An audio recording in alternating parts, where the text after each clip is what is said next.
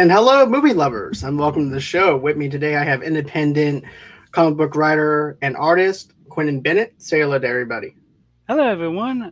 Quentin Bennett here from Server Comics. And it's good having you back, man. It's been a while since Yeah, you've actually done one of these with me. Last time we did what? We did Secret of Nim, I believe. that was our last one. The Sick of a Mem. So, what have you been up to at Severe Comics? Well, I've been working on many projects right now, and pretty soon I'll be done with the last two pages of Panther issue 10, and when that's finally be released, I'll be able to send out a volume, paperback volumes for that. Okay. And today we're actually going to be doing Marvel villains versus DC villains. Don't worry, if you guys don't know any of the villains that we're going to be talking about or anything like that, we'll clue you into the bio of those characters and what they look like and all that other good geekiness that we have from us as well. Super Then, of geekiness. course, yes. And then, of course, another thing too is this. We're also going to be talking about what villains we would like to actually see in the DCEU or into the Marvel Cinematic Universe. So we're going to be talking about that, breaking all that down. I hope you guys stick around because we're going to have a great show tonight. So, without further ado, let's go on ahead and get on with it. So, my question is this: did you see the Suicide Squad? I thought that was a pretty decent movie for what it was. James Gunn did a really good job with it and things like that. What did you think of it, man? That's what I want to know. I think it was a wonderful movie. He pretty much captured captured some new incense to the DC universe when it comes to villains. Not I only definitely, I definitely not agree only, with you not there. only he chose the spotlight on villains that never get the spotlight, even in the comic books. I would say, like the Polka Dot Man, for example, Right? and Bloodsport, and the Ratcatcher. Which, of course, they made some changes. You gotta understand that between when it comes to movies and comics, there's always be a difference between the two. Exactly. And I definitely like Ratcatcher too. I definitely liked her backstory, her origin story. And then also too, seeing Starro, which is like an unknown villain in the DC universe when it comes down to movies and stuff like that. Yeah, That's right. That's like straight out of the box of actually, thinking, right? he is the most important villain in in almost every comic book history, besides if you count Mister Mind from Shazam, Right. because Starro was the very first villain that created the Justice Society, Justice League of America. That's right. He sure did. I remember that now that you're talking about it. Another thing though too is when we look at the DCEU and we see the Marvel Cinematic Universe as far as their villains go and things like that, we see where some of the villains for the Marvel Cinematic Universe is very one note. Some of them don't have that many layers to those characters and stuff Yeah, like that. And in the comics, it's so much well grounded because you have several yeah, issues to get to. With a 2.5 hour movie, sometimes it's actually hard to get to that level. But I feel like this though, right? I feel like if they went on ahead and gave those characters layers that they needed to, like for instance, we got the introduction to the villain in the Guardians of the Galaxy 1 mm-hmm. with and I feel like the villain in that was like very one note. I feel like that they Yes, could have done a better job with the execution of that, especially of someone of color being a villain and everything. I feel like they could have brought a lot more to that character. yeah, I do notice that a lot when it comes to DC and Marvel villains. When it comes to DC villains, a lot of them, you kind of known them, that there's history with that character. At the most part, there's personality. You know that they're evil, and and sometimes you know that they used to be good at some points, like Two Face or so on. With Marvel, almost I'm probably say maybe 95%. of the villains that they showed so far. There's been one note, hardly any personality, no, no background, no nothing. Just I'm evil. The only one that I can say that they gave background to was this. I feel like they gave background to, of course, Thanos. I feel like they did that. They did that, setting that up very well in their cinematic universe. I also feel like they did a good job when it came down to the villain by Michael B. Jordan's character and everything, which would be Killmonger. Yeah. I thought he did a fantastic job in that movie with the different layers of that character. Tom Hiddleston as Loki and everything is great, of course. But when you look at, for instance, with Ghost, where with Ant-Man and the Wasp, I'm like, really? What's the motivation behind this? Well, like, I get the fact that, here's the thing. I get the fact that Lawrence Fishburne is the main bad guy and you pissed him off. Yeah. But at the same time, though, you're getting this computer hacker woman to dress up like a ghost and hack different systems. But here's the thing. I like Ghost whenever the character was in the comics. Yeah. In the MCU, I was expecting more of a menacing character, and I was very disappointed at what I got. Yeah, I understand that part. It's mostly because a lot of the DC villains that they have, they don't know what to do with them at the times. But Thanos, they kind of have the idea, but you kind of notice in the beginning of the first Avengers, you pretty much see that you were going to get the Thanos straight from the comics, if you notice. Right, exactly. They they changed them up a bit because I don't know. I guess they were afraid to use the concept of the character death or something. Like I don't know what what goes on in the background and the whole the whole industry and everything. The development. Yeah. Well, you got plus Death was a little bit more of a Deadpool character, so they might have had an issue with Fox at the time. That's true too. Another thing though too is when you look at the DCEU villains though, like you have Joker, you have Penguin, you have Riddler, and not only that, but we already know about those bad guys. Oh yeah. But Clayface is one of my other favorite villains when it comes down to DC movies and stuff like that. Yeah. And that's one character that I wish they would actually introduce, because I feel like you can do a lot with Clayface. Because he's an actor. He wants to be known in the acting world.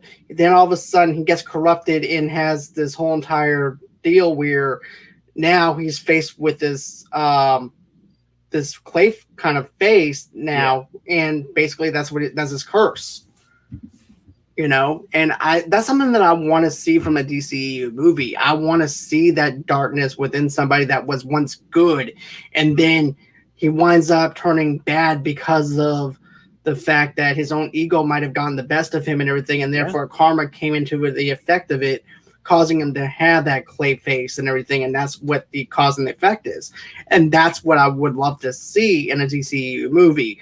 Another thing that I would like to see is maybe Mad Hatter in a DC movie, because we haven't had that so far in Gotham. That would be fun right there. See, when it comes to these type of things, some things should be a TV series and done right, and then some things would be a movie done right.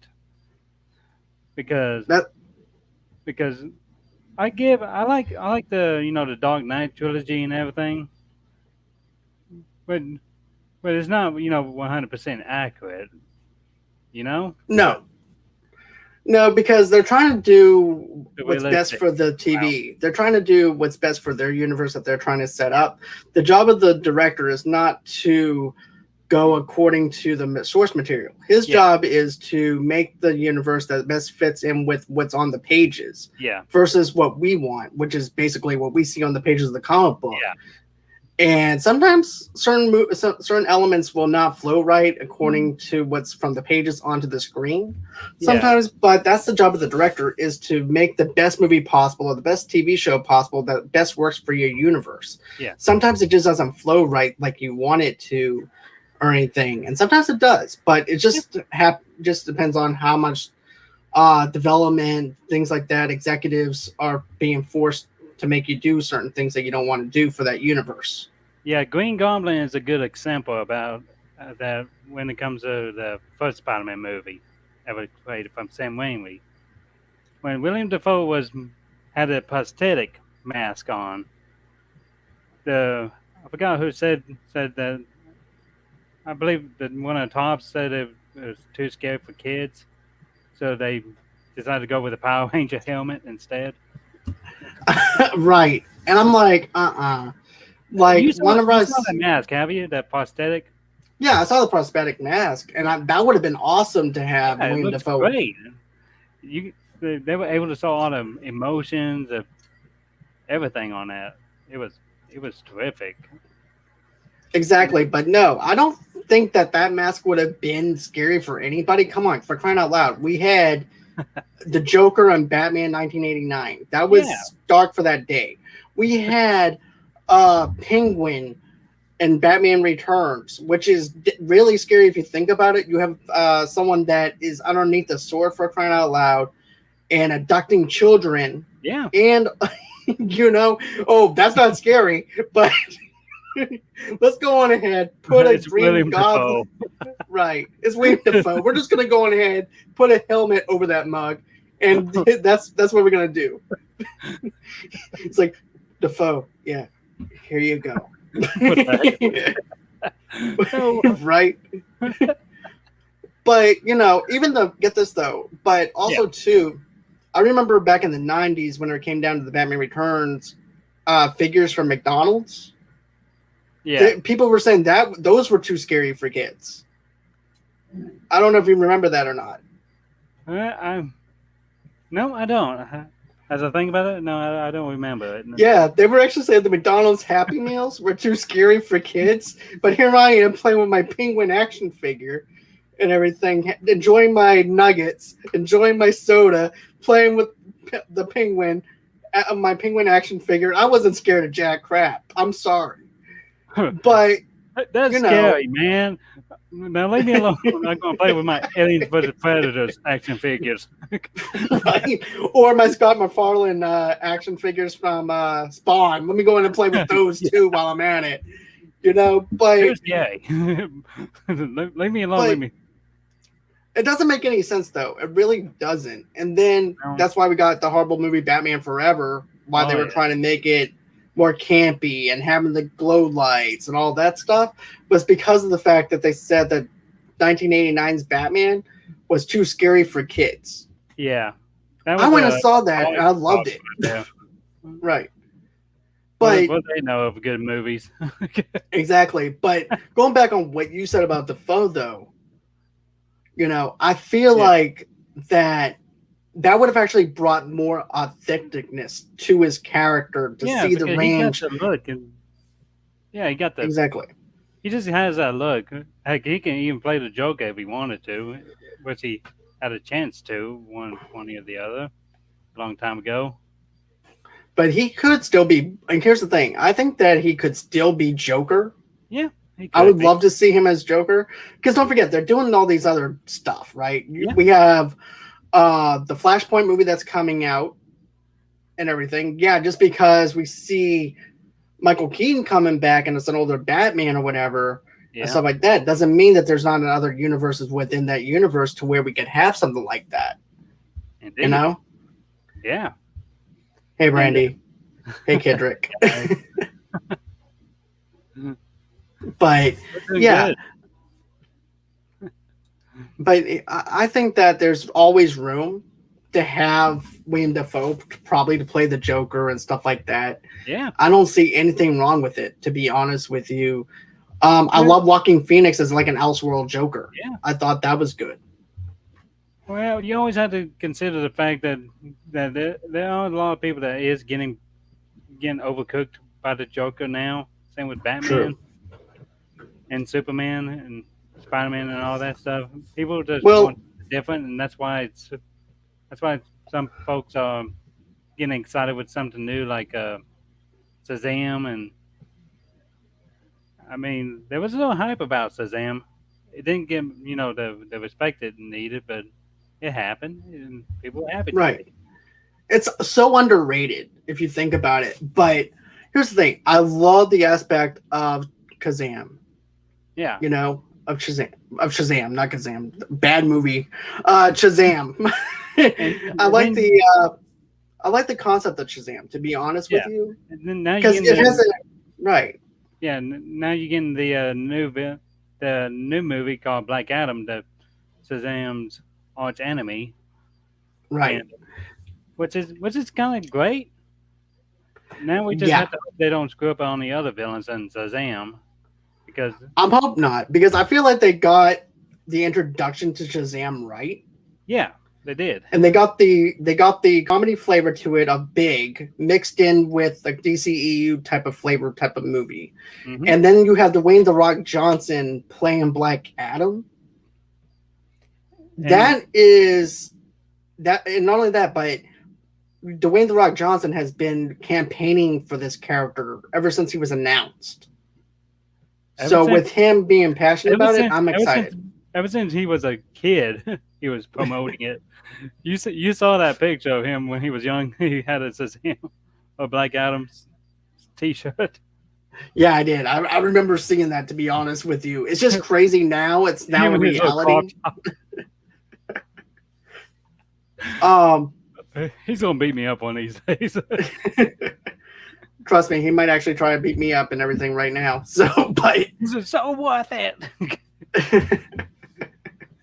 but you know, I think that another couple of hero super villains that I would like to see is maybe Calendar Man from the DC universe and stuff like What that. you saw him in Suicide Squad. He was in Yeah, for a little bit, but I yeah want to see more. You know, yeah I want to see more of that. To be honest with you, and then there's also rumors. I think that they are going to be doing an Arkham TV series, which would be great. yeah. To be honest with you, but I would love to see like inside Arkham, seeing all the crazy stuff that they do to these villains and stuff like that. Yeah.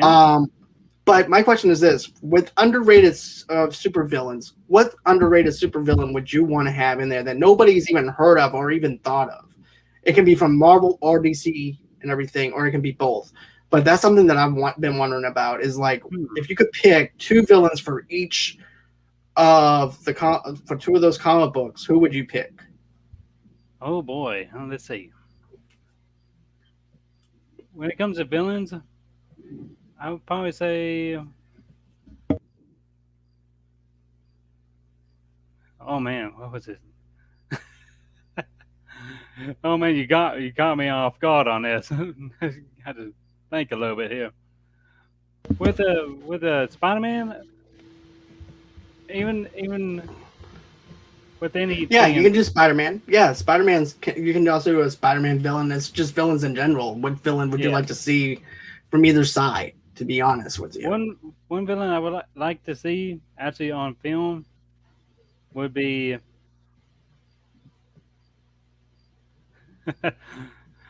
see see Mr. Big Wheel just one time. Okay, and so You know, explain to the audience just a who little that ha villain ha is. moment because he's a very important character too. He made How his is he name, important though?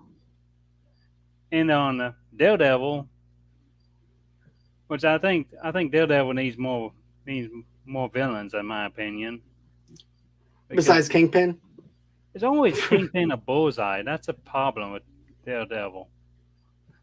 Even though they might show a little villain here and there, but it's always go back to Kingpin and Bullseye, and and he did have a lot of good villains back in the day. Like See, I actually Gladiator would have been a good one. mm. Now explain to the audience who Gladiator is, because some people may not have even heard of Gladiator. Well, if you would have read the or saw the Netflix TV series, the guy that designed Daredevil's suit and Kingpin suits, that's Gladiator right there. His last name was Porter, if I remember correctly. I'm just going by the top Yeah, of my head. So sorry, everyone, if I get some things mixed up here. And it's okay. But he has a another. great design to him and everything.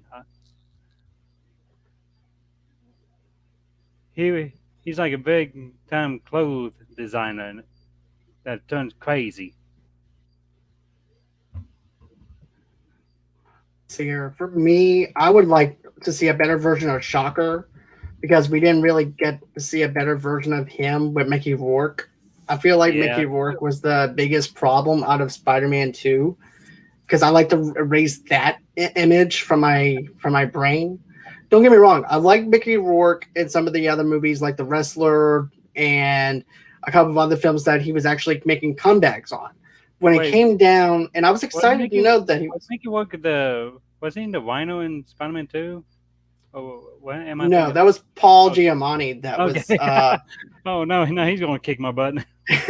well, Paul Giamatti is not even that big of a dude. He's about my height. He's So, about my height too. He's gonna get me. but yeah, Paul Giamatti played Rhino, and we're gonna get to that in a Yeah, little bit because that is what you call underutilizing your actor. yeah. That was. I don't think he should have been. I don't think he should have played the Rhino. In my opinion, he's a good Well, actor. In my he's a opinion, great actor. Yeah, he should have played Scorpion. and I don't know. I mean, No, I like who they chose as Scorpion. To be honest with you. well, yeah, I'm talking about at that time period. Okay, I got you. I got you.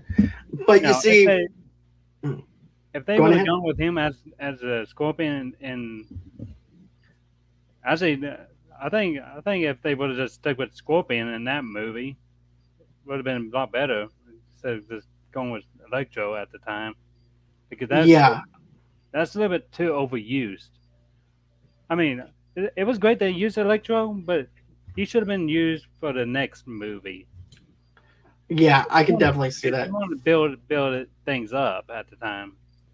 But don't forget though, around 2001, 2002, there was no really any MCU at that time. They were just trying to figure things out because at that time too, we have Marvel that was going into bankruptcy and everything too. Therefore, that's why Sony got All the right Spider-Man. Spider-Man characters. Right, exactly.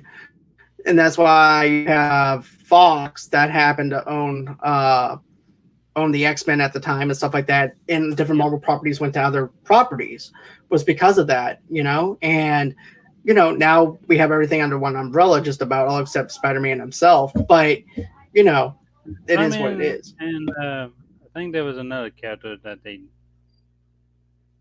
What was he? No, yeah. They pretty much got them all together now, except for Spider-Man and Venom and Yeah, Moby. well, they don't have the actual rights to Spider-Man Yeah, or anything. Sony still has the rights. It's just that Sony's letting Disney play in their sandbox yeah, and everything. But you know what though? I'm actually excited that they have Morbius, the living vampire, yeah. now in this. He was a good villain. Well, I guess you can say anti-villain. Right, anti-villain. His motives is right. Well, not Yeah, exactly right, but his purpose is right. But his motives are wrong, you yeah, know? But I was excited when he was announced to be Andrew Garfield's movie yeah, for the next Spider-Man movie, and then all of a sudden they changed it to where it wasn't going to be him. yeah, And then at the very here's the thing: on the trailer, it's very misleading. On that trailer to that last yeah, Spider-Man movie with Andrew Garfield, it was supposed to be setting up Sinister Six, where we have all these great villains, and then it's not even there. The yeah, villains are not there, and then you're thinking that that scene with Paul Giamatti as Rhino was going to be at the beginning instead of yeah. winds up being at the end, and that's what I call poor. Gaslighting.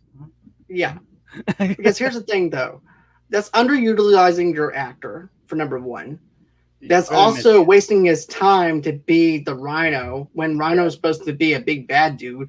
And he goes, "I'm the Rhino," and I'm like, "No, no, no, no, no, no." That suit do not even. I feel like I was Well, watching a. I feel like I was watching an Iron Man film well, going that on suit there. came from the Ultimate Editions of Spider-Man, Yeah, which is totally different than the Amazing Spider-Man bunch of universe. punches and everything. That's not Rhino. I'm sorry, No, Rhino is a guy in a little rhino suit. little Rhino. But you know what I I'm don't think that's saying, man. little. But you know what I'm saying. But you know, I was excited at the casting of Paul Giamatti. Yeah, But once I saw what they did to him, and then also too, his suit is techie, yeah. which comes from the Ultimate Edition of Spider-Man, which I mentioned I before. wouldn't mind. I wouldn't mind. I wouldn't mind that if they would have actually made, as it went with that like an Iron Man suit type of way, just have him just stuck in it. You know, you know what I'm saying? Yeah, I know what you're saying. But Because hold on one sec. We actually have a comment. The reason why Mickey Rourke's face is scarred is because he was. Yeah, I know he was in boxing for a while. Then he was also had a drug problem at one point or another, which also let him yeah, go he into. had a lot of plastic surgery when he Yeah, was Mickey Rourke. Mickey Rourke Backlash was a good choice for a villain for Iron Man 2. It was just I don't know the what they direction. yeah, the direction of that went wrong.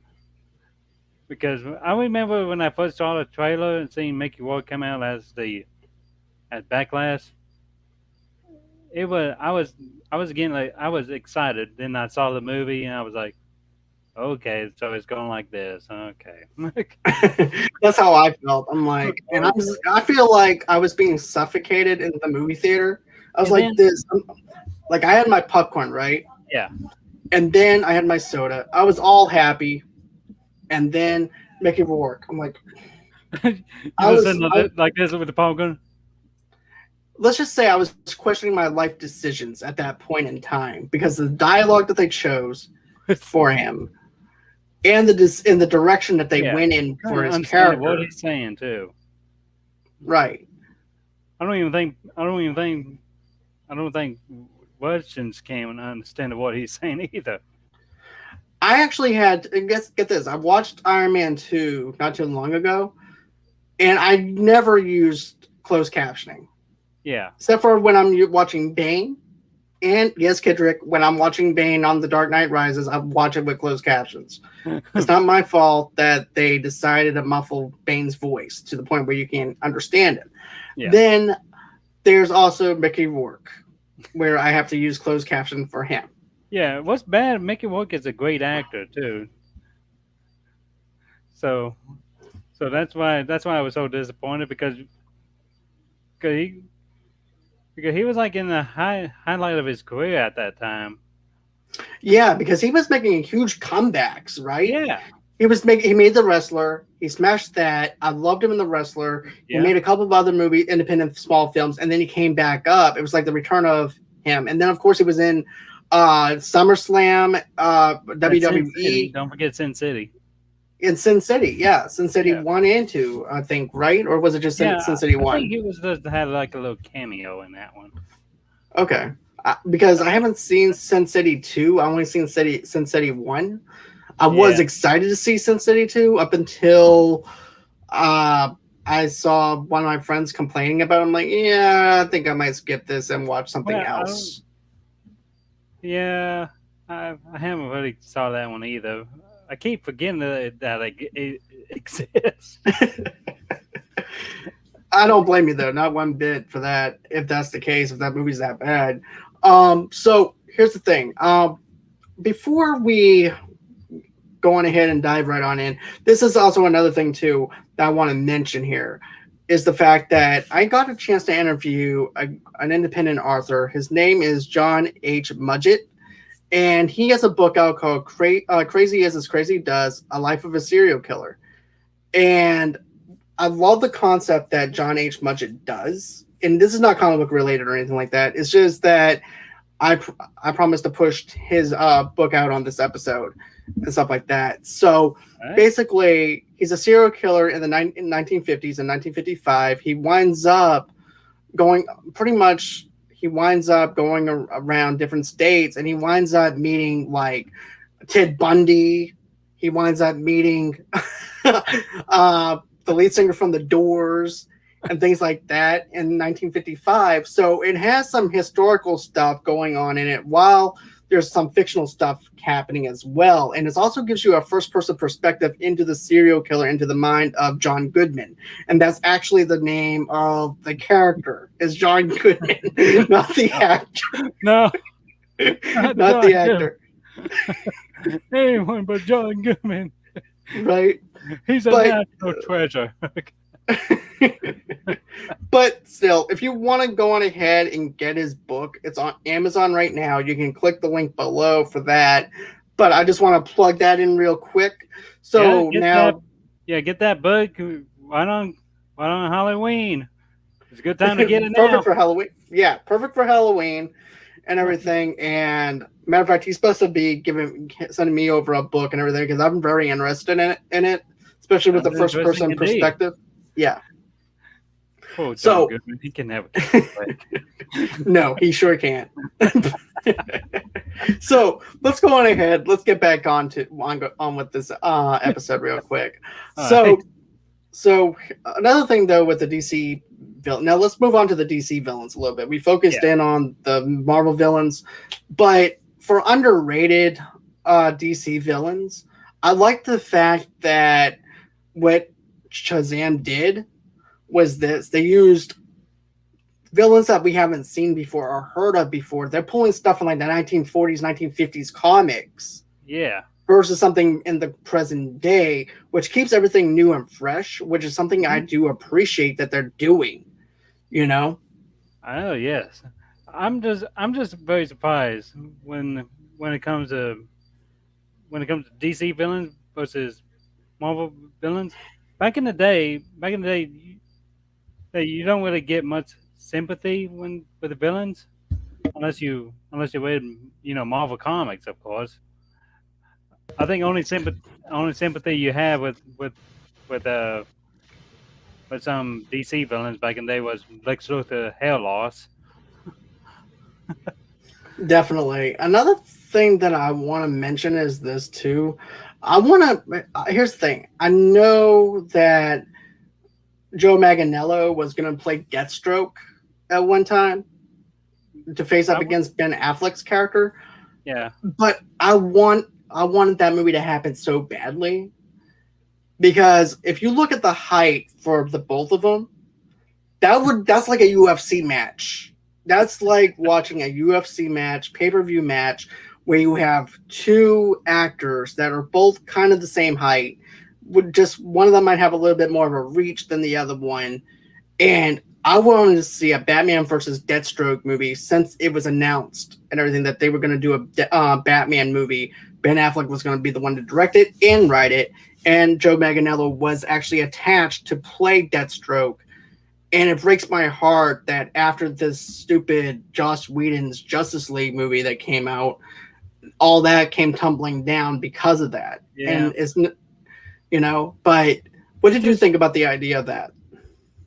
I think it would have been great, especially, and right now it would have been a good time to do it now, especially with all these new characters popping out from thanks to James Gunn and everything. Can you imagine that? Just have this big old death match that Batman had to deal with Deathstroke, Deadshot, Bloodsport, Peacemaker, and so on and so on. That would be awesome to see, to be honest with you. It wouldn't be oversaturated if they do it right.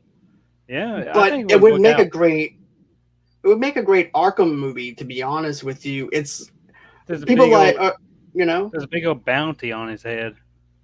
That's what I would like to see, like a bounty on Batman's head. Which they kind of did in a Batman game called Arkham Origin. Yeah, they did. But I didn't feel they went all in on it in the game. No, there's a difference between a video game and watching a 2.5 hour movie. I feel like if they went on ahead to like an Arkham Origins live action movie and have that kind of aspect to it, I would love to see that, to be honest with you. Yeah, because there is a lot of mercenary characters in the DC universe. I think there's not more mercenary characters in DC than there is Marvel, in my opinion.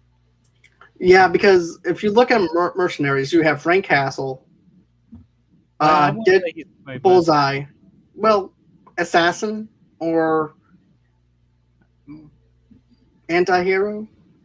I guess he does be an anti-hero type of deal because he doesn't get any profits from it or anything.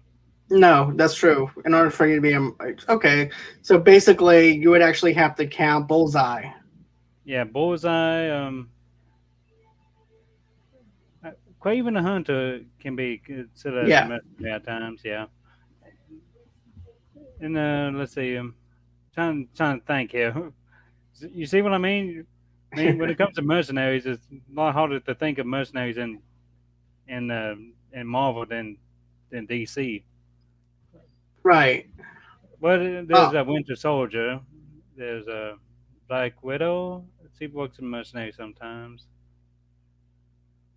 but Mm, that's mostly heroes though too. yeah, yeah, they don't really consider much. Well, there's Crossbone. Yeah, there's Crossbone and Taskmaster. Forgot about them. And Deadpool. Well, he's considered as a hero Right, too. right. So You see what I mean? another, It's just hard. my other question is this: what do you think of Baron von Strucker movie? Baron Strucker. Well, I couldn't hear you, Mama. There, you kind of locked out on Oh, me. I said, what do you think of a Baron von Strucker movie? I think that would work great, especially he's supposed to be the assistant to to Red Skull and everything. I mean, it can work out quite well if they play the cards right. But you have to see him Sure. start as a young Hydra soldier and see him build up in the ranks. Plus, I was a little But I disappointed when they killed him off true. because he was a huge threat in the Marvel universe, just like Red Skull. There's also another thing though too that I wish that they would have done with the DCEU is do what they. I want to. You know how Justice League, Zack Snyder's Justice League ended. Yeah, I want to see Injustice. I want to see a Justice League Injustice movie. were they gonna do an animated movie of that? I don't want animated. I want I live know, I action. know, I know. But But you but know, this is what we're going to get. And unfortunately, we just have to live with it for the moment. Ace Quentin.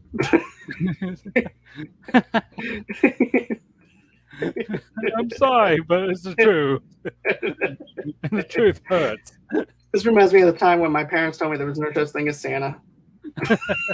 So I was like, okay, so You there's the say Easter you Bunny. say I still have that. I'm abusing you the same level as your parents. Right? Because I'm like, okay, well, there's the Easter Bunny. And then they told me, no, there's no such thing as Easter Bunny. And I'm like, my life was a lie. So, At least, you know, at least they told you that. My dad told me that he ate the Easter bunny. yeah, you need lots of psychology after that one. I'm like, what's the Easter eggs? I ate them. But what about Belasco? Daddy, That's no. another villain. Belasco is actually another villain that I find interesting, though. There's a- yeah. Hmm. I mean, there is a. I do have to admit now, Marvel is having more issues with with with with their villains than DC is now, especially when they're coming up with new ones. If you ever notice, like So, are you talking about with the One Division series and stuff like that on building it I up, mean, I or mean, are you like in a talking? whole. If you ever pay attention, You see, like I haven't picked up any new Marvel comics in a while, and that's not my yeah, fault though, because of the fact that my comic book store closed, and I was a yeah, subscriber there. So now I have nowhere else to go to get my comics or anything like that. So now I'm like behind on everything comes out now. Yeah, I usually try to keep updated on what goes on thanks to Google. To tells you what's new going on in the universe, everything.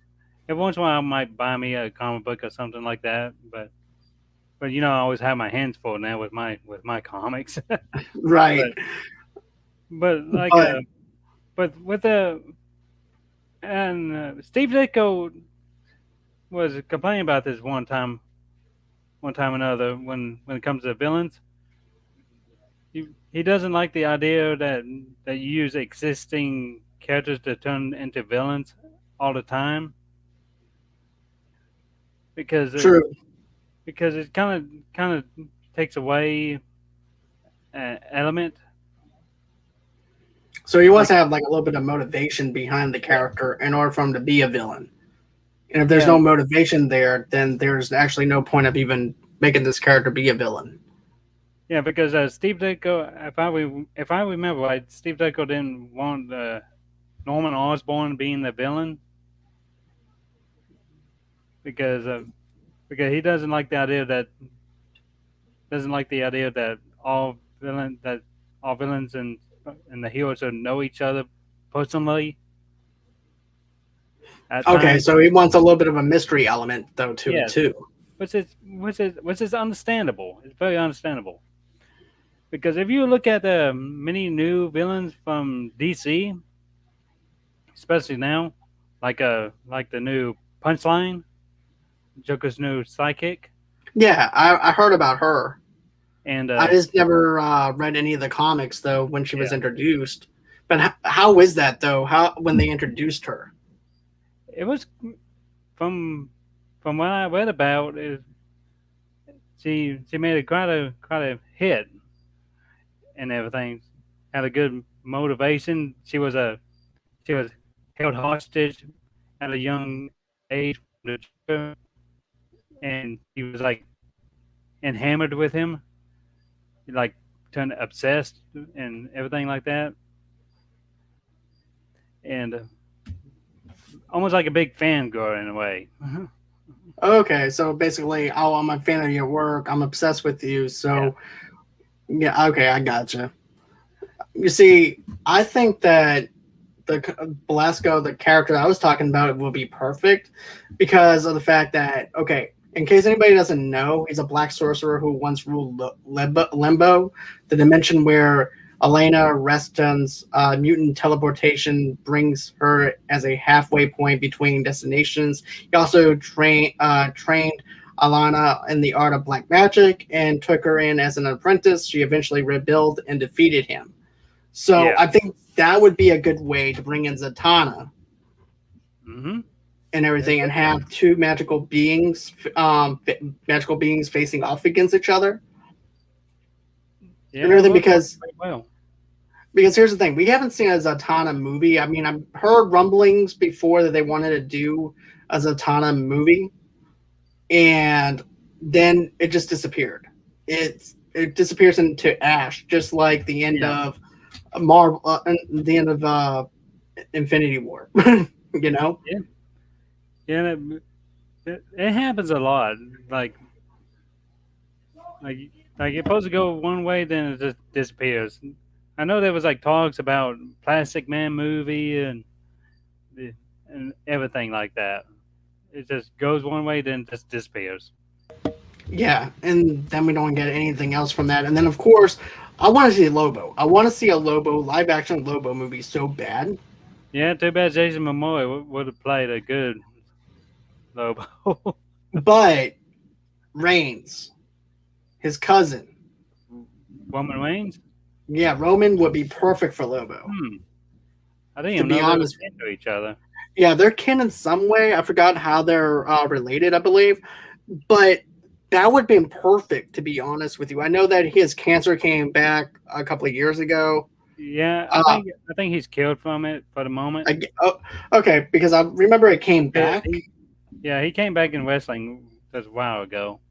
Okay, but Yeah, haircut too. he would be perfect as Lobo. And the only way to kill Lobo is to throw him into the sun.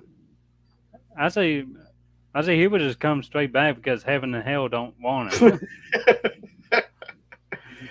So there's But an issue with that. right, but here's the thing. I think that, and not only that, but I remember too, Michael Bay was attached to direct a Lobo movie uh, and stuff well, like that. it I'm might like, work. no, no. I mean, it might work if because all it is with Lobo is just all about drugs, sex, and hot babes. That's Well, what it's about. no, I think that here's the thing. I think you can actually have Liersa Lobo, to be True, you honest could, with you, yes. to where, yeah, he is about that. He's about sex, drugs, and rock and roll, pretty much. That's Yes. his three things. He's the big bad and everything, but he's also is Batman. I know that him and Batman always have some type of beef with each other and stuff Well, like it's that. mostly him and Superman that had a beef with Yeah, each and other. Superman, yeah. But I would like to see. Here's the thing, though. I would love to see Superman, Man of Steel, face up against Lobo, and Oh, have Henry Cavill face off oh, against him. oh! Think of speaking of Superman villains. One thing I would really like to see in a Superman movie, not just like Brainiac or anything, because he's a well-known villain right now, and he's getting his popularity been boosting ever since Injustice and Krypton TV show.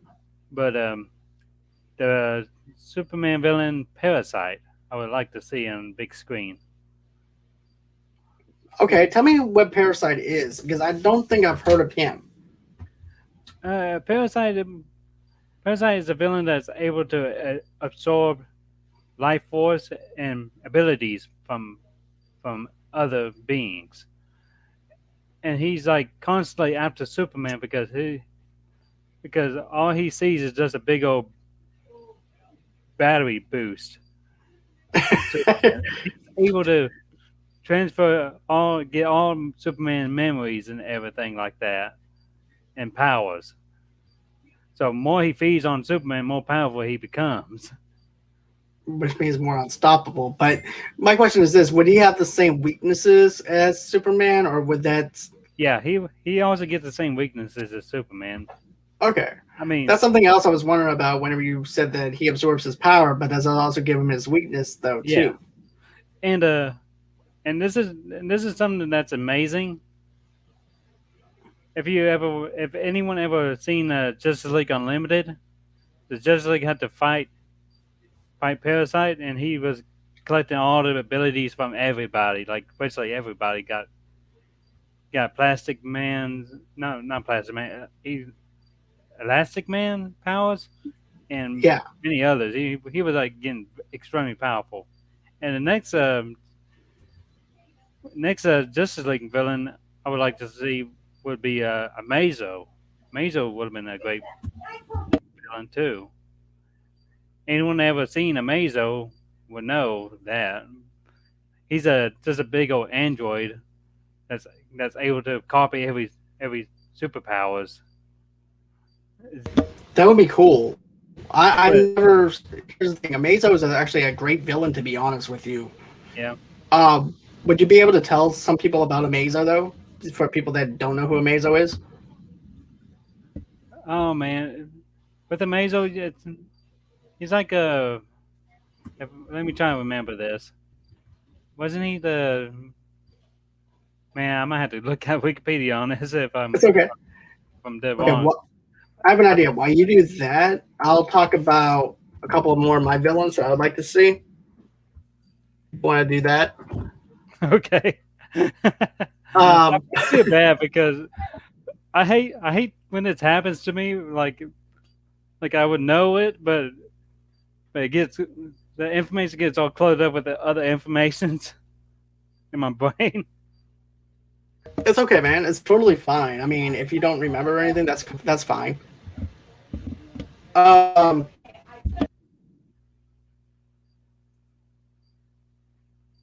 so another one that I was thinking of was Krona. Quona. He was actually from Green Lantern. Krona existed as a Oh member of yeah. a race of immortals at some point in its history. Krona also created a map leading to a great source of power. This map was stolen from the Guardian's vaults, and the thieves would follow its instructions to find the orange light of Everest. And during that period, Krona protested his fellow Multis' contempt of emotions. They had chosen to become emotionless in preparation for their role as the Guardians of the Universe. Krona crafted a phototype gauntlet that used the green light of willpower. Oh yeah, that's right. Because here's the thing, we haven't had a Green Lantern movie since Ryan Reynolds was a part of that. A bad movie with the giant mushroom cloud. But I would Okay. like to. Okay, I finally remember now. That's right. Okay, go ahead. Amazo is an android that was created by an evil mad scientist, Professor Ivo, obsessed obsessed with immortality and everything like that, and just want revenge on Superman and the Justice League. Brandy said he must not be that big of a deal. Amazo was not so Amazo. It's all right. It's all right. He's amazing to me. Now you know how I felt when I wanted my movie. oh, oh man. It don't feel so good, does it? I'm just kidding. I'm kidding.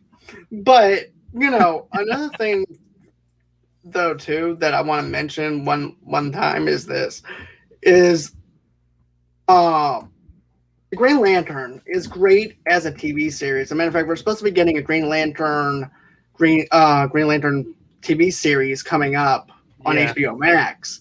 So if they're able to get it right, if they're able to tell a story, I could see them going into the lineup being on a bigger screen where it actually has some continuity within the smaller screen, which I'm okay with.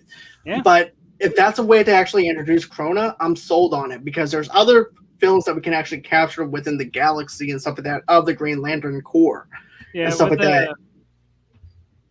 I'm sorry, I didn't mean to cut you off. I thought you would. No, you're good. Yeah, something like Green Lantern. Some things are just best being a TV series than a movie because something like Green Lantern, you gotta that's a big, like a humongous mythos right there. You gotta explore. It's like having Lord of the Rings in space, basically. You have to have Lord of the Rings in space mixed with cops. Exactly. Now, my question is this: now, do you go the Jon Stewart route, or do you go with the Ryan Reynolds character that we had, of course, which is Hal Jordan? Unfortunately, a lot of people don't really like Hal Jordan. No matter, I mean, he does have a fan base, but more people more in tune with Jon Stewart than anything else nowadays. That's true. And you know what, though? I'm okay if they go with the Jon Stewart route. Let's see. Brandy Mullen says some just need to be left alone. Here's the thing. It depends on. Here's the thing. I feel alone now. I understand the oversaturation of the Joker. I really do. Like, there's other villains out there aside from the Joker that Batman can fight. It's just that they just want to waste our time kicking the Joker's ass over and over and over again. To the point where it becomes repetitive. Yeah. And I mentioned this before. If they do with Clayface, they do Batman, not Batman, but what the giant bat that they have on the, I forgot the villain's name on that. But if they, that's it. If they wind up having villains that nobody really knows about and they have to research those villains, they're doing something right because it gives new people to come in. It's an example of that because he's a Batman villain. No one didn't know who he was. Joker is a good guy. He's just misunderstood. That's all. Is that the line for every villain in life? He just had a very, very bad day, just like the character in Falling Down with Michael Douglas. Oh yeah, we can all know about a bad day. Like dreads Right. to destroy having his whole family destroyed. Joker loves the cat and mouse game. Yeah, he loves the cat and mouse game. But here's the thing: I believe they can do a Joker and Riddler movie and keep it fresh and new. Mm-hmm. And the way you do that is you get the Joker to play the puppeteer. Like he's the person operating this whole entire thing, right? So basically, he hires the Riddler to do what he can't do, which is to try and kill Batman. So Riddler's like, yeah, I'll go on ahead and do that. And next thing you know, he's putting all these like, think of this Batman movie that I'm talking about. Batman meets Saw, but with Riddler style. Yeah. Mm-hmm. And that's what I think that they can do. That's something original, where basically you have all these dangerous traps that Riddler has. Mm-hmm. And what you do is you put him in a position to where, like they did with the Dark Knight, where he has to choose between two people he cares about, and then you go ahead and you try to manipulate him even more. Like each section is like multiple of traps and stuff like that. Yeah, and Joker manipulates its game and everything. Just... This is just the imagination that I had, though. I mean, I've always had this idea in my head of a perfect Riddler and Batman scenario. And have the Joker pulling the strings, but he's not in the actual movie. You have something leading up to like other films. Right. Just have Mad Hatter just pop in there, like Riddler and Joker and Mad Hatter just walking together. Yeah. Because here's the thing, on Rebirth, they kind of played around with that idea just a little bit. Yeah, just a little bit, not too much. But no, not too much. But it was perfect, and my mind was just going a mile a minute because I feel like that would have been really great to see. And I do have to agree with Brandy, though, too. Jim Carrey was the best Riddler for that time period and everything. There's no denying what Jim Carrey did. Yeah, I did like Jim Carrey as a Riddler. The only problem I had with it was the costume changing like constantly. That wouldn't stay the same. You see, I was okay with the costume changes, to be honest with you. Well, I wasn't. Yeah, it was just bugging me. I mean, just pick a style and be done with it. To me, the costume changes wasn't over there with the two split personality disorder. He able to compromise. But you see, though, man, for me, that didn't bother me. Two-Face, Tommy Lee Jones as Two-Face bothered me more than the costume changes. Well, but the costume changes are a little small minor thing. Yeah, he didn't want to be in that movie. That's a problem. Well, he tried to compete with Jim Carrey. Yeah. You can see it. It's like, okay, Jim's taking the spotlight from me, so I got to be funny to match Jim's style. Well, he didn't like Jim Carrey. Yeah, Tommy Lee Jones, I heard, like in press junkets and stuff like that, is very boring to talk to. Like, one person said this to him. I'll never forget. I remember watching a press junket, right? Yeah. And this one person asked him, he goes, how do you get yourself into the character of certain people that you play? He goes, I'm an actor. That's my job. I'm like, at that time, I'd be like, well, Tommy, it was nice knowing you. Good luck on your movie. I'm out. You know what's bad? That probably what I would say too. I'm an actor. It's my job. So no, how are you and Jim doing? We're both actors. We're doing great. He aggravates the hell out of me. Next question. But, I just never really cared for him as Two-Face. You can definitely tell, that you can definitely tell that there was nothing there. There was no chemistry between them two. Yeah, it just happened. But yep, it's like when Ryan. Yep, exactly, Nessa, exactly. And yes, Brandy Mullen. Yeah, deuces. But I also heard this too about Harrison Ford, though. Harrison Ford's also another person hard to interview, though, too. Well, because I think when it comes to these older actors, they really not too keen of interviews like the more newer more newer actors now. You gotta No, understand these actors been around before the paparazzi ordeal. true. Now they're just like Clint Eastwood on Gran Torino. Get off my lawn, kind of thing. Basically, You know? yes. Yeah. It's like, look, I don't really have time. Look, it's time for me to take my blood pressure medicine, get my cholesterol medicine, and call it I'm a more. day. What's sad about it? I'm more. I hate to say it, but I'm more used to talking to those type of people than I am talking to people my age because I Right. grew up with a lot of those folks. But you know what's funny though is this. Like, I remember we're going off topic a little bit, but then we'll get back on topic for a minute. Yeah, But I remember when Shia LaBeouf and him were in the Indiana Jones movie, right? yeah. Shia was spoiling the movie. What was Uh, he? Dang. Oh, well, not really spoiling it. He was just basically saying this movie's not any good, and you can hear Harrison Ford going, "Kid, we're supposed to be promoting the movie." But anyways, I can see Harrison Ford like look at him like a disappointed father. Like, don't forget the crazy pills. No, if you're crazy and you know it, shake them up. You know. But I feel bad for Salah. Well, I don't feel bad for Salah Buff. He did all that stuff to himself. well, he's now come up ever since those videos of "You Can Do It," those movies and stuff like that. But do you think that he could be anything within the DC universe for a villain or something like that?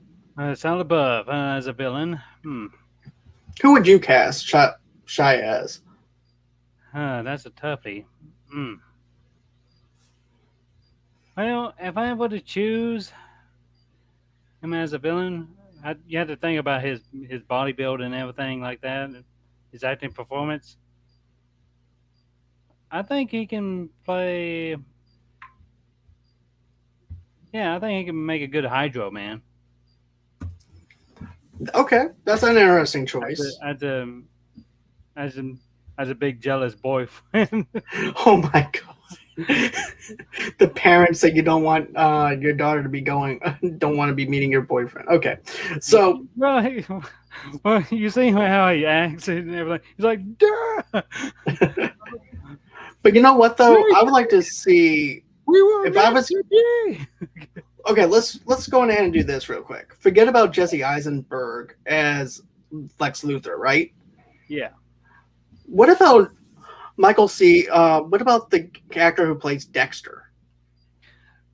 Yeah, he would make a good Lex Luthor, but my opinion, and I think many others would like to see. Oh, what was that guy's name? Now his name escaped me. I feel, man, what's wrong with me? John Cena. Only thing with John Cena is nobody can see him, so it'll be very hard for you to be able to watch Wouldn't that he movie. be playing Ghost then? But you know what though? That might be the best performance that we ever gotten from an actor who was never there, who was there. As I was saying, Let me look him up real quick. Right. But to be honest with you, John Cena was, in my opinion, he was good in the new Suicide Squad movie. I thought he did a good job for what he did for Suicide Squad. Don't get me wrong, John Cena is not the best actor. I'll even own up to that. I never laughed at him in Blockers. I never laughed at him in Trainwreck. But when it came down to him doing 100% dedication into that character for Suicide Squad, I was sold on because of the fact that he wore that helmet on the red carpet. He was actually toned in with that character. He actually loves that character, and I don't blame him. Peacemaker is a very underrated anti-hero. Yeah, to be honest, very underrated. He was credited at the time of Charlton Comics, just like Captain Atom and many others. But to be honest, it's pretty sad that a lot of these Charlton Comics characters don't really get the love that they deserve. no, it really isn't, because I feel like now we have better writing than we ever had before. Billy Zane, that's who I was. Billy Zane is what you're thinking of? Okay. Billy Zane as Lex Luthor. Okay, he looks just like him, and Well, when it comes down to actors that look like other characters, I'm like, okay, that's cool and everything. well, he's a good But actor, by the way. okay, Billy Zane. Oh, Zane. Zane, yeah, Billy Zane, yeah. Okay, that might actually be a good fit. Billy Zane as Lex Luthor. But I could see Michael C. Hall being Yeah. Lex Luthor because think of it like this: he already does that on Dexter, where Yeah. on the outside and the presence on the outside, Mm-hmm. he has this really innocent looks to him, where people can feed into him. Yeah. And then at night, he's a completely different person, to the point where he actually shows his true colors, his true emotions. He's wearing a mask during the day, and then at nighttime and everything, that's when he goes out. He can even play Norman Osborn. To be honest with you. That would be cool, though, too. Yeah. I mean, there's a lot of villains that's not been introduced on both sides, like Silvermane from Marvel Comics. Right. There's a lot of mafia characters too, and which I think that's a missing element in Spider-Man. Like the first movie should be about him fighting mafias, then he works his way up to actual supervillains. Nessa asked us this: what's your take on Margot Robbie as Harley? Okay, so I love Margot Robbie as Harley Quinn, and here's the thing: Birds of Prey. I didn't really care for Birds of Prey like I wanted to like Birds of Prey, but there was just something about Margot Robbie's presence on the screen as Harley Quinn that makes you tune in to that character. And one of the things I said in my review on the audio only version like 2 years ago or a year ago, whenever I was first starting out, I said the main problem with the Birds of Prey movie was the characterization of certain characters that weren't really built up. And also, too, killing off the main villain when you could have actually used him for other films. Yeah. But as far as Margot Robbie's performance, though, she's glued into that character. She's Harley Quinn, no question about it. Yeah, I believe Margot Robbie as he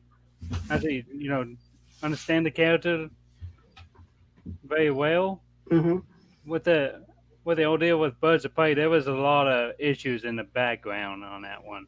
Yeah, a lot of the executives getting their hands with the executives, the directors, writers, like everyone was fighting it. You can literally feel it. It was like watching Hellboy all over again. Yes, I can agree with that. And you know what, though?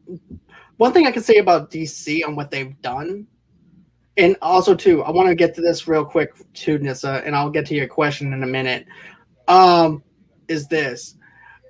I liked her in Suicide Squad, in the second Suicide Squad movie, especially with her doing those acrobatics and knowing that was her taking her foot and twisting it and then taking the lock of the key and picking it up with her foot and then unlocking it from above.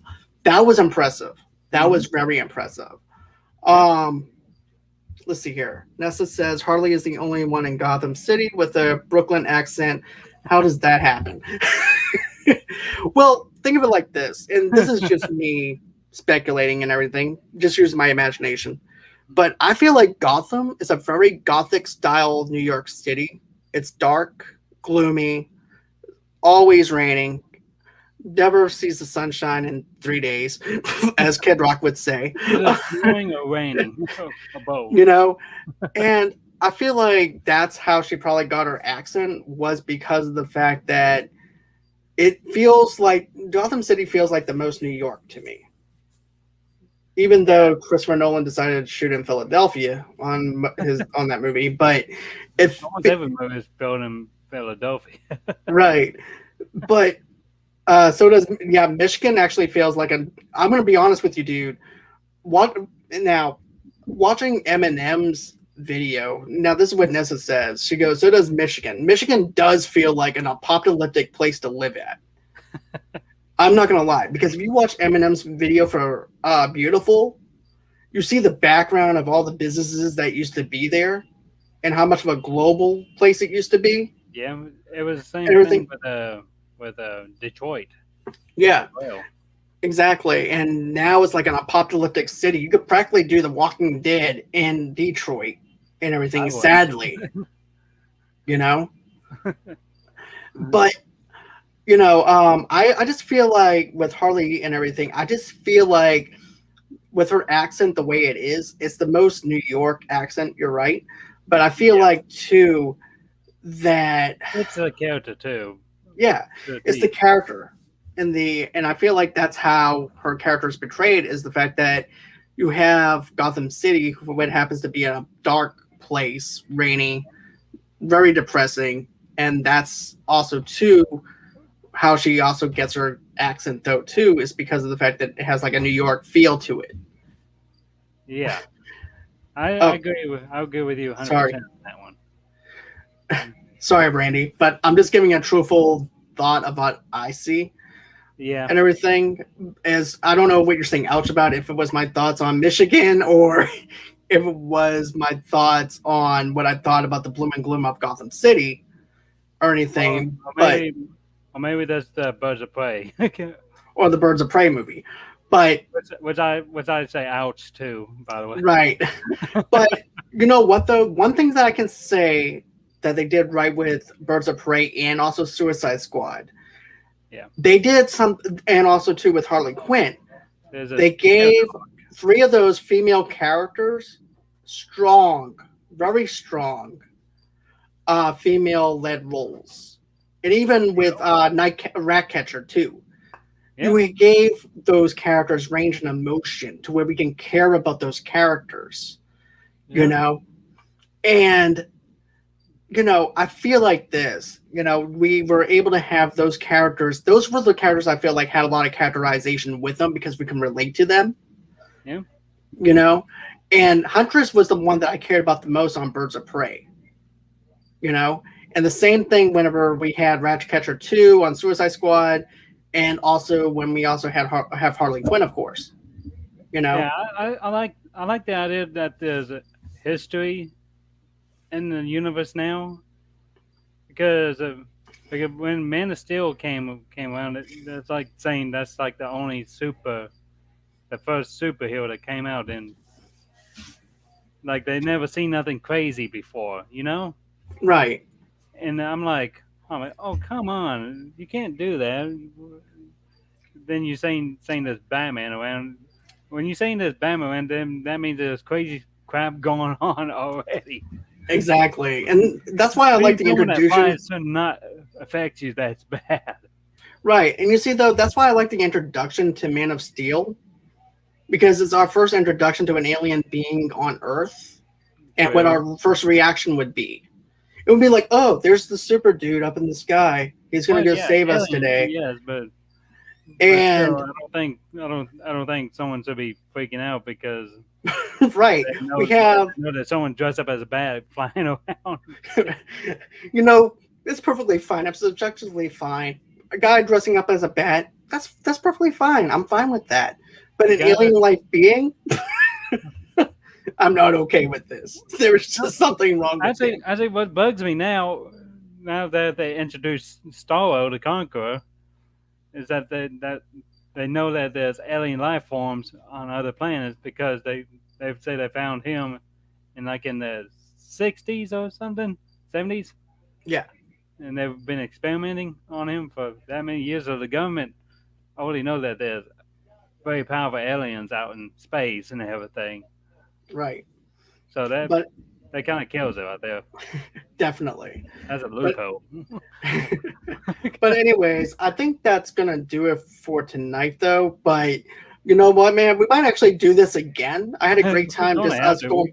Yeah, this has actually been a lot of fun, to be honest with you. This is our Yeah, second time we did it like a versus thing, and we just let it's just having good conversation, with yeah. friends. It is Um, fun. but my question is this: where can people follow you at for your comics and things like that? You can follow me at www.severecomics.com. You can read all my comics for $6 a year now. That's right, the $6 a year. You can read all my comics. You can That's you really know not bad. follow me on Facebook too on Severe Comics. Okay, and you also have a YouTube channel now too, as well. Yeah, I just now started that just now. My hair's in my eyes. I just, It's okay. But I have to agree with Brandy before I do my tags. If I seen a dude flying, I would have to crap myself too. Yep, me too. Me too, Brandy. Me too Actually, as well. I'll be like, what is he eating? Why is he doing that? How much Why gas? did you do it? Dude, get some. We got pills have for dry red eyes. Why do you have lasers coming out of your eyes? that. Try clear eyes. Wow. But anyways, if you guys want to, go ahead, follow me at Movie Lovers TV Lovers Unite on Facebook and underneath the same name on Instagram and on Pinterest as well. Hold on. This is what Nessa said too. Gabriel Iglesias puts it best when saying that Batman seems like a man in a white van with candy. Oh my god. Are you sure you didn't get mixed up with Space Ghost? I'm just wondering. Isn't that what almost every superhero back in the 40s? Gabriel Iglesias, but I do agree. I do agree with Gabriel on that one. But anyways, like I said, if you guys want to follow me, just follow me on Movie Lovers TV Lovers Tonight on Facebook and on Instagram and on Pinterest underneath the same brand name. Also, too, I partnered up with Tamra, and we're actually doing a matter of fact with St. Jude's Children's Hospital. We're actually doing a charity through Cincy's, and all the funds goes towards children that have cancer and everything. And all the funds go towards them. So go ahead, donate a couple of dollars towards St. Jude's and everything in the link below. Another thing too is go on ahead and give us a like, give us a share, smash that subscribe button, share this with everybody else, let everybody know about Movie Lovers Unite. Also too, you can get an audio only podcast where you guys get your podcast from, but I just discovered this new app. And by the way, they're not paying me to say this or anything like that, but Good Pods is actually a great place if you love podcasts, if you like listening to podcasts, or if you're a podcaster yourself. Go on ahead and check out Good Pods. Rate me on Good Pods. Give me a 5-star rating. Tell me what you loved about our show. Tell me what you didn't like about our show. Not everything that we talk about is going to be for everybody, and I understand that. So go on ahead. Tell us what you think. Also, too, go on ahead and follow me on Twitter at Movie Lovers Unit over there. And tomorrow, matter of fact, tomorrow night, I'm going to have Vernon Kelly from It Is What It Is podcast with me at 8 o'clock Central Time, 9 o'clock Eastern, 6 o'clock Pacific Time. We're going to be doing a Demolition Man review.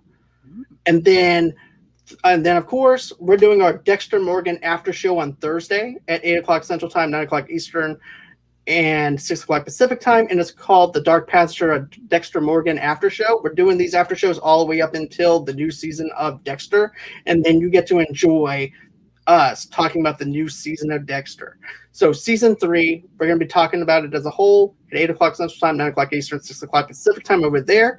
And then on Friday, we have some other stuff probably going on. We haven't decided on what we're going to do just yet, but stay tuned for more details as we announce certain things out on our channel. So with that being said, guys, go on ahead, email us at movieloversunite@gmail.com if you're a sponsor or would like to be on the show or anything like that. Go on ahead, email me. And always until next time, guys, it's been real. It's been fun. I can't wait to do this again. Thank you, Quentin, for joining me as always. It's been a pleasure as always. And thank you, everybody, for inside the live chat for tonight. Just joining us, having a conversation. It's been great. This conversation on the comment chats and everything has been fire tonight. So thank you. And Nessa loves Joker. Yeah, she does. Why so serious? Yeah. So always until next time, guys. It's been fun. It's been a blast. I can't wait to do this again. And bye-bye. Bye-bye.